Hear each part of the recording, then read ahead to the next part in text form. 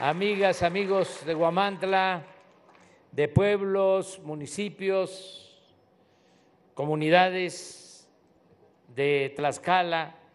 Me da mucho gusto estar en Huamantla, estar en Tlaxcala. Ya en varias ocasiones durante años he expresado el respeto y el amor que le tengo al pueblo de Tlaxcala.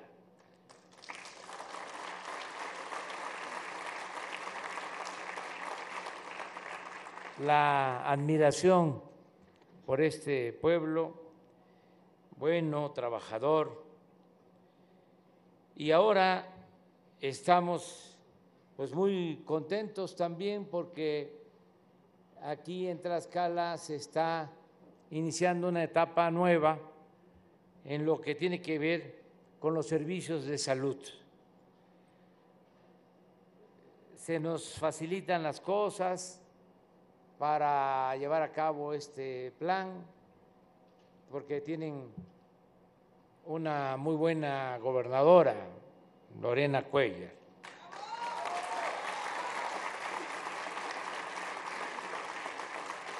Cuando inició el gobierno teníamos este plan. Desde los primeros meses empecé a recorrer los hospitales del IMSS Bienestar, 80 hospitales, porque me tocó el inicio de ese programa en los años 80 del siglo pasado. Fui director del Instituto Nacional Indigenista y de Coplamar en Tabasco. Y en ese entonces se crearon las unidades médicas rurales y los hospitales IMSS, Coplamar. Conocí todo lo que pasó después, estaba yo pendiente de la descentralización de los servicios de salud y de las deficiencias y actos de corrupción que se cometían hasta en la compra de los medicamentos. Entonces,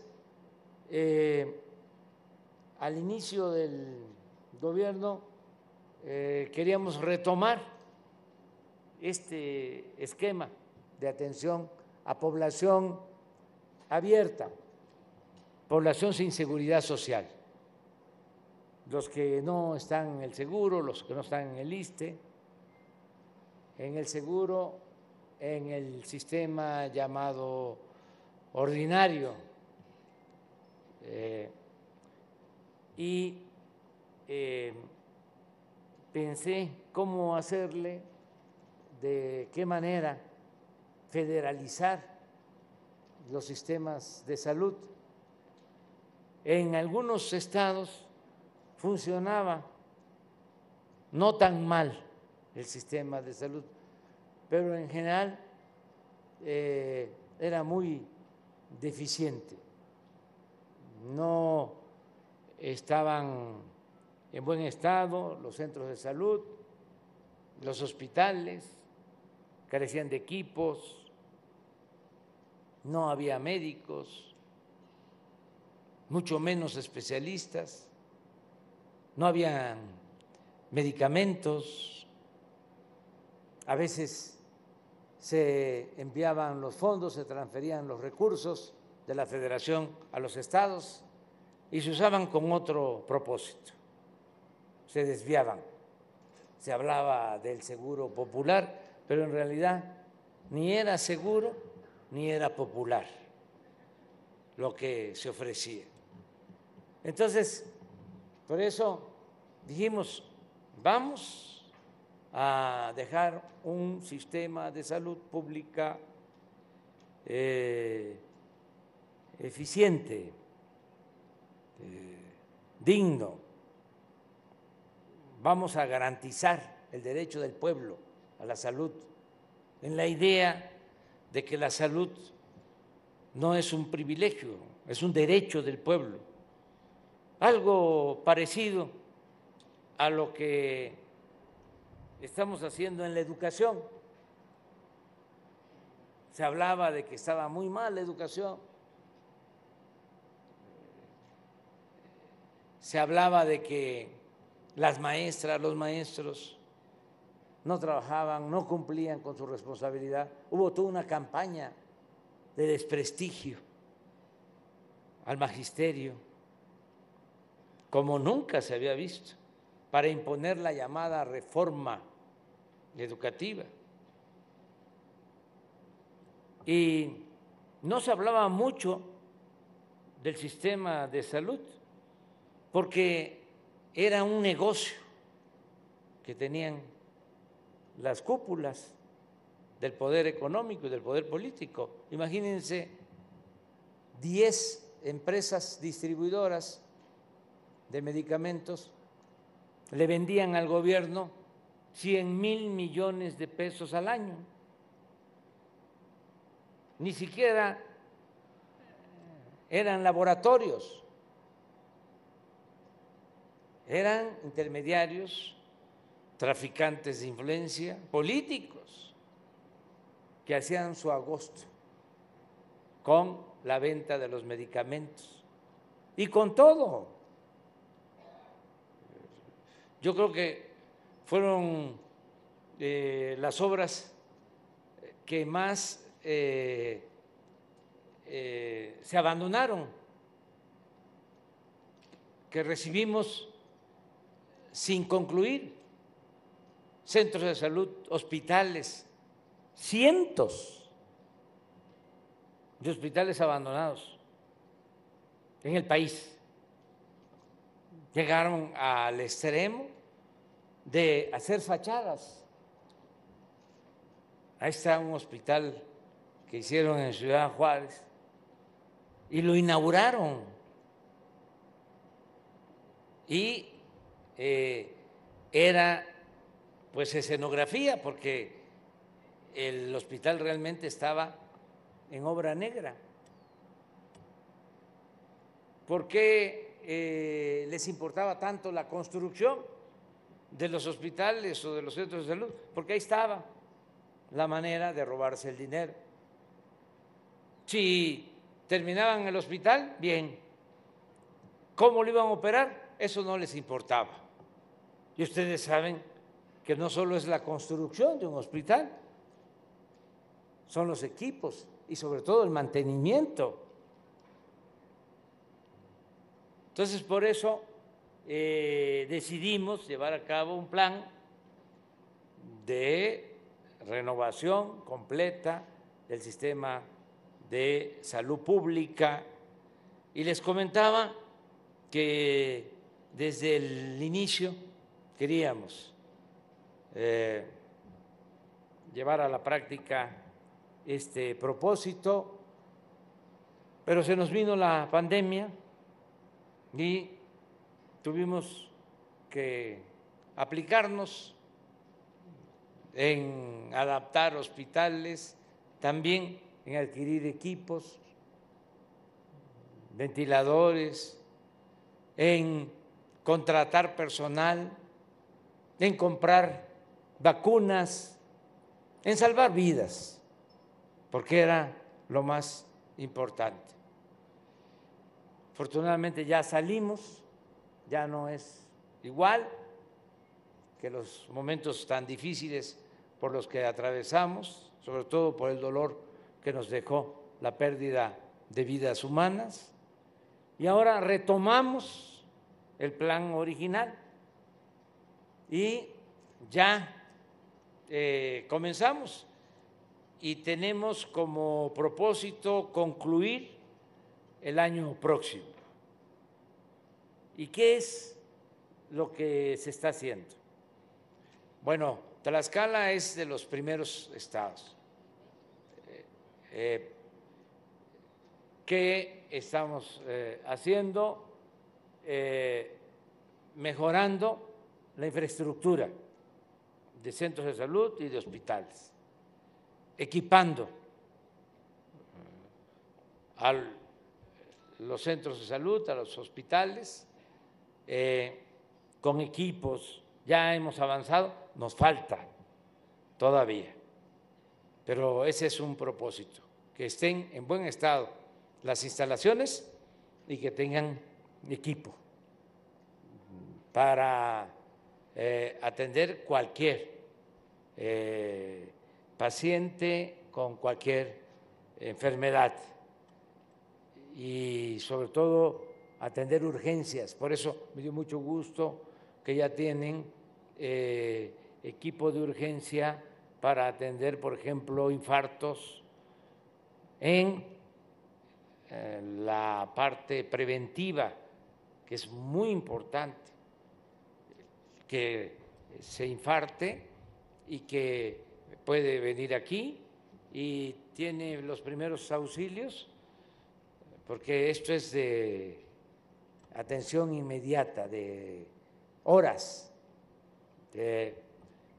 y buscar la forma, ya hicimos ese compromiso, de que en Tlaxcala se tenga ya una unidad especializada para hacer operaciones, lo que tiene que ver con cateterismo, es una especialidad, lo que es de la cardiología, el intervencionismo.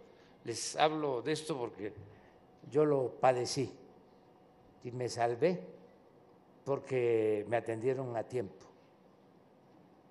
Se me cerró por completo la vena, la arteria, llegué a urgencia a las 2 de la mañana y ese medicamento que tienen ahí me lo aplicaron y abrió un poquito la arteria. Era tanto el dolor que tenía que llegué a resignarme porque ya no podía, ya no soportaba ese dolor. Los que han tenido infartos saben de lo que estoy hablando. Afortunadamente se abrió un poco la arteria por esa intervención a tiempo y ya llegó el cardiólogo, el especialista, ya me intervinieron, pusieron cateterismo y me salvaron. Entonces, el tener eso aquí es importante y el poder hacer el cateterismo, que solamente hay en Puebla, pero no hay en Tlaxcala. Entonces tenemos que hacer ese compromiso de que el enfermo pueda salir de aquí a Tlaxcala y tener ahí a los especialistas para salvarles la vida. Saben que después del COVID y antes del COVID, la primera causa de muerte son los infartos en el país. Entonces, es muy importante los equipos. Aquí hace falta un tomógrafo, pues hay que tenerlo.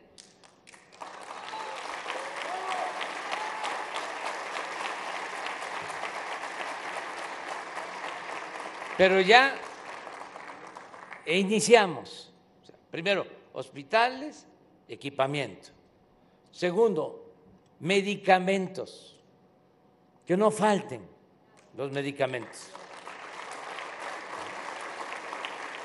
Ya estamos adquiriendo, no solo en México, en el extranjero, porque este grupo que tenía ese negocio, como tenía tanta influencia, habían hecho reformas a la ley de salud para no poder comprar los medicamentos en el extranjero. No se podían comprar. Eran monopolios que tenían el control de la compra-venta de medicamentos. Se abrió y ahora pues se pueden comprar en cualquier parte del mundo, ahorramos porque ya no hay esa corrupción y nos alcanza para entregar medicamentos gratuitos, no solo el cuadro básico, todos los medicamentos que se necesiten.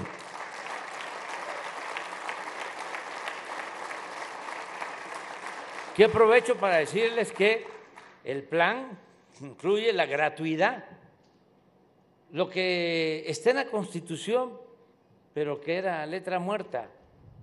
En el artículo 4 se establece el derecho del pueblo a la salud. Bueno, hay que quitar de los hospitales las cajas. Eso es lo que se está haciendo. Y no es cuestionar a los administradores, cajeros que habían o hay en los hospitales. Es que como no tenían presupuesto, pues de ahí utilizaban recursos con las cuotas de recuperación para el mantenimiento, para la gasolina de las ambulancias, para lo básico, lo que sucede en las escuelas. La educación tiene que ser gratuita y, sin embargo, hay escuelas en donde se paga la cuota, porque de esas cuotas es que se usa el dinero para el mantenimiento.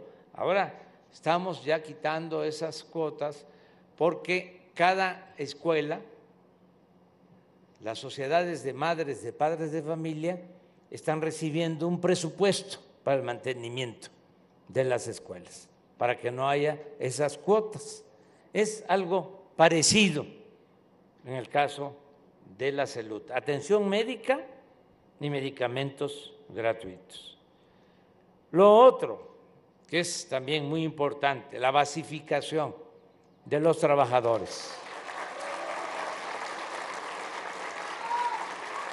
Muchos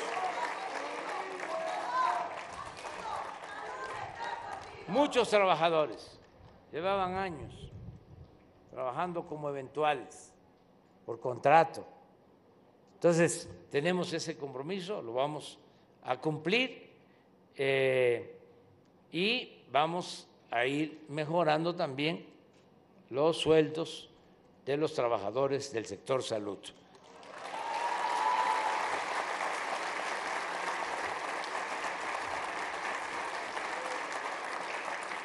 El ideal es que tengamos los centros de salud para la atención preventiva, el primer nivel de atención, hospitales de segundo nivel y hospitales especializados.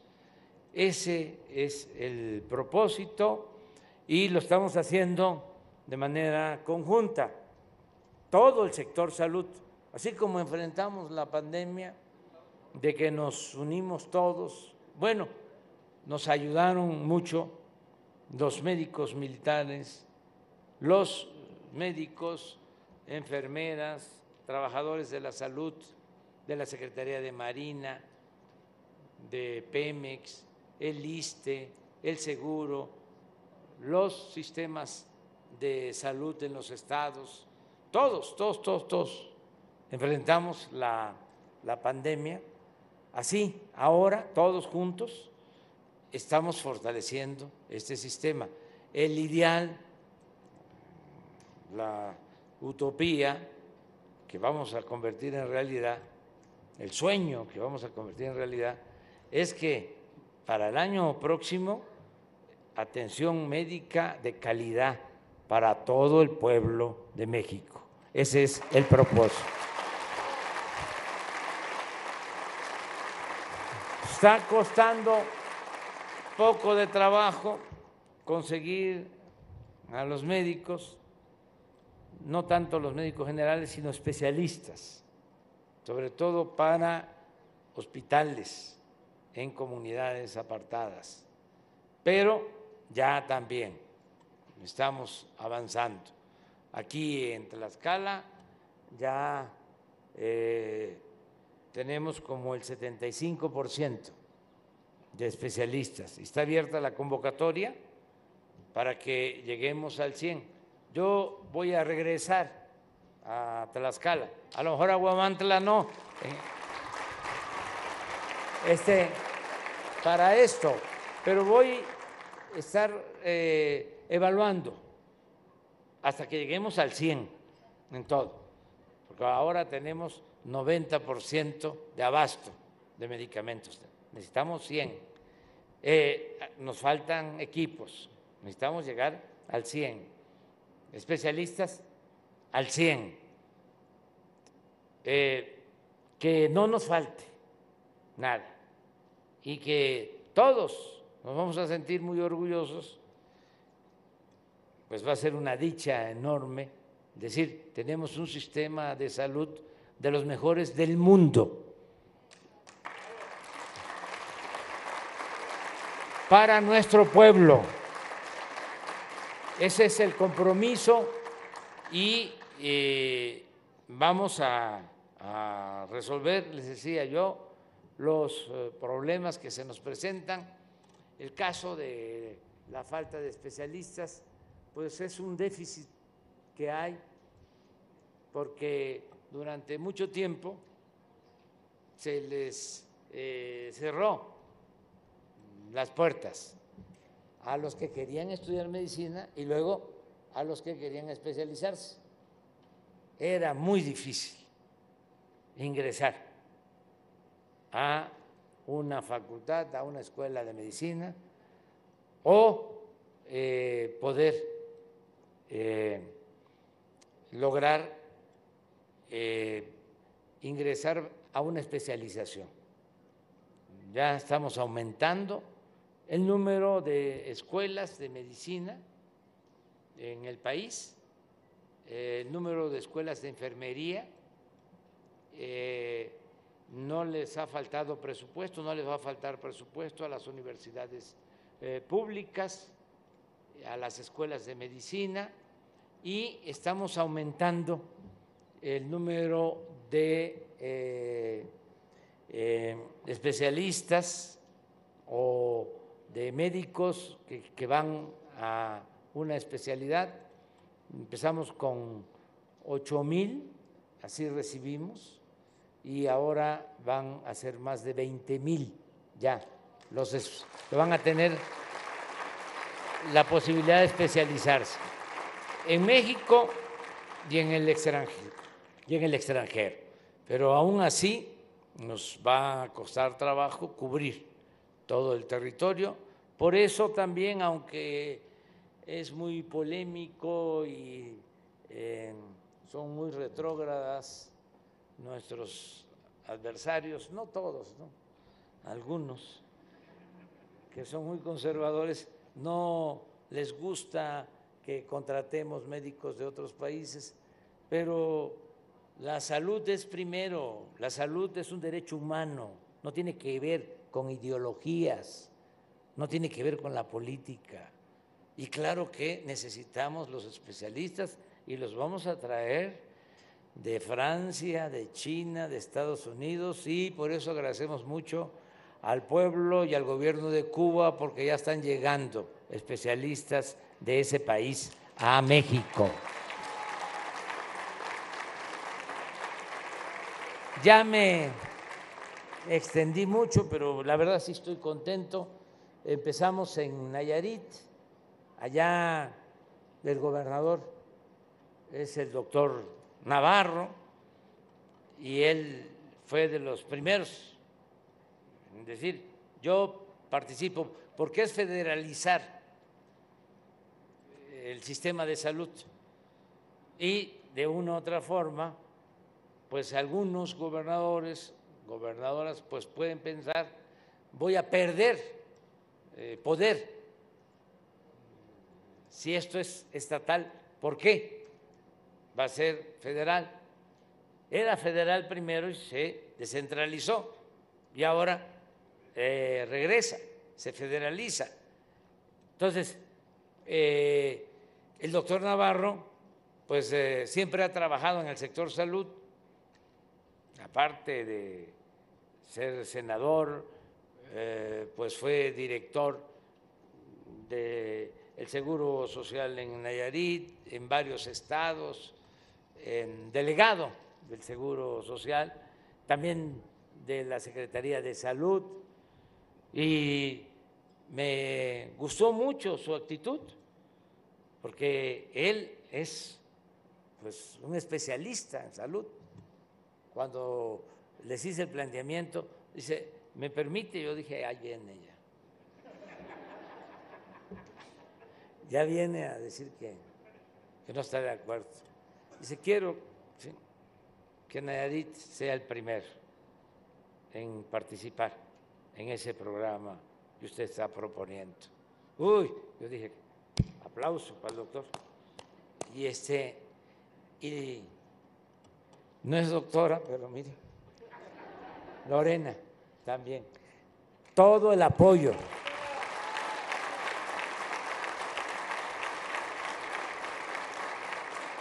Son los primeros estados, los primeros. Nayarit, ya estuvimos casi al 100, no quiero decir al 100, porque faltan todavía. Ahí sí ya están todos los especialistas, tenemos todos los médicos, pero faltan equipos, tenemos 94% de abasto de medicamentos y nos falta el 6%. Aquí están los responsables, ¿sí? El doctor Alipi, o sea, Carlos, el maestro Ferrer. Desde luego no podría yo hacer esto sin el apoyo de SOE.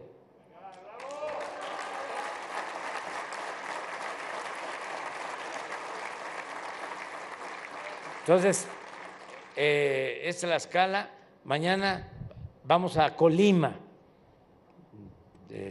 es el tercer estado, y vamos a parar porque todavía estamos haciendo la metodología. Consiste en hacer un censo, se va a todos los centros de salud y se hace un inventario de las necesidades, y a hospitales. Ya cuando se tiene ese diagnóstico ya se empieza a trabajar. Eso se hizo aquí en Tlaxcala y ya por eso estamos muy avanzados en este estado de Tlaxcala.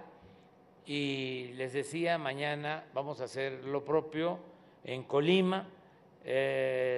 Todavía se está iniciando el proceso en Oaxaca, en Sonora, y esperamos que en este año tengamos de 13 a 15 estados ya, y que en el primer semestre del año próximo tengamos todos ya los estados. También aclararles que es voluntario.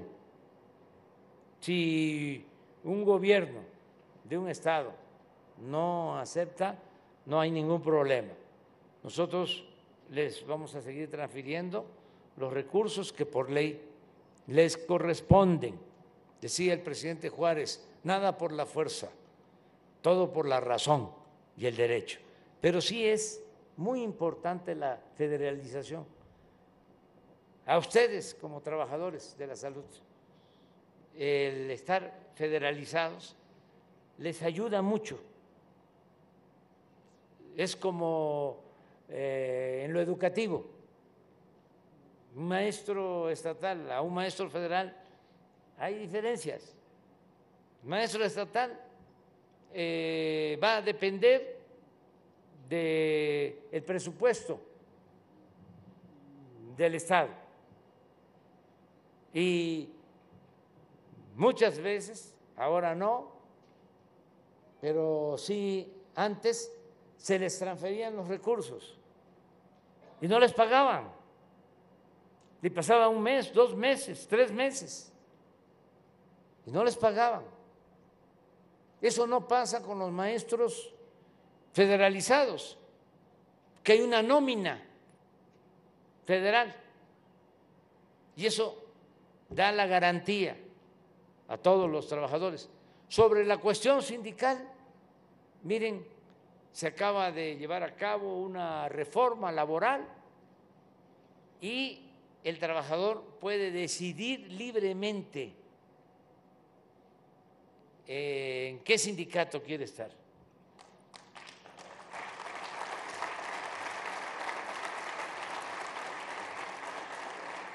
Y si ya están en un sindicato y están conformes, en ese sindicato se mantienen y esos dirigentes pues tienen, eso sí, que defenderles, porque a veces los dirigentes no defienden a los trabajadores, aunque parezca contradictorio.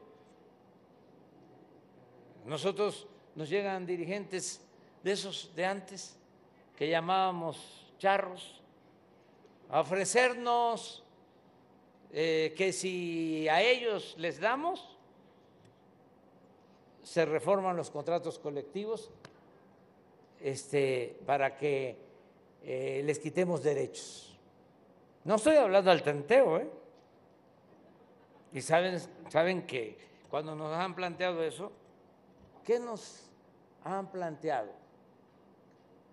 Que se reduzca, por ejemplo, la edad de jubilación en una revisión de un contrato, de un sindicato. Y ya que ahora sí voy a decir algo. No, mejor no. Pero los hemos mandado al carajo.